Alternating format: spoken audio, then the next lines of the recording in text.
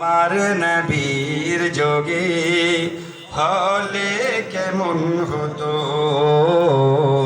জন্ম, আমার নবীর যোগে হলে কেমন হতো।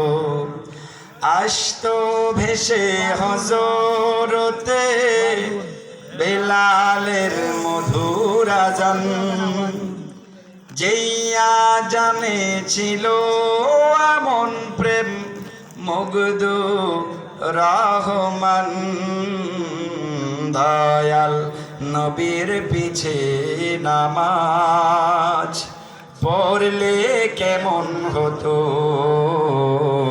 দয়াল নবীর পিছে নামাজ পড়লে কেমন হতো।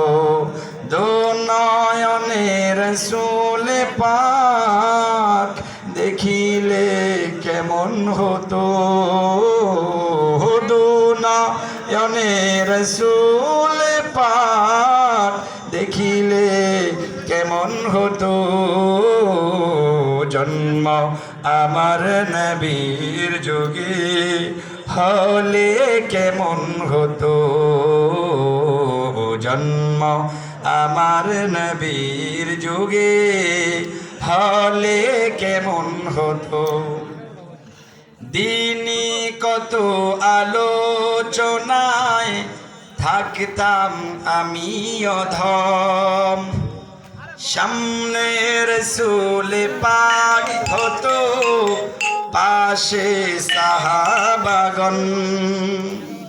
দিনই কত আলোচনায় থাকতাম আমি অধম, সামনে রাসূল পাক হতো পাশে সাহাবাগণ। আবু বকর ওমর উসমান আলী সঙ্গী কেমন হতো, আবু বকর ওমর উসমান আলী সঙ্গী কেমন হতো। দু নয়নে রাসূল পাক দেখিলে কেমন হতো, দু নয়নে রাসূল পাক দেখিলে কেমন হতো।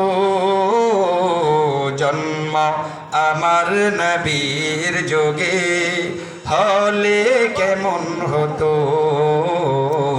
জন্ম আমার নবীর যোগে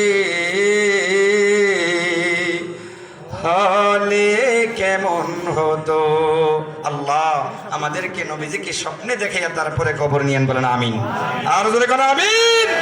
যা কিছু বললাম, যা কিছু শুনলেন, আল্লাহ পাক আমাকে সহ এই কথাগুলো সবাইকে মানার আমল করার তৌফিক দান করেন, পড়েন আমিন। রাগ করছেন? কথায় কষ্ট পাইছেন? কষ্ট পাইছেন? মনে কষ্ট দেওয়ার জন্য কোনো কথা বলিনি প্রিয় ভাই।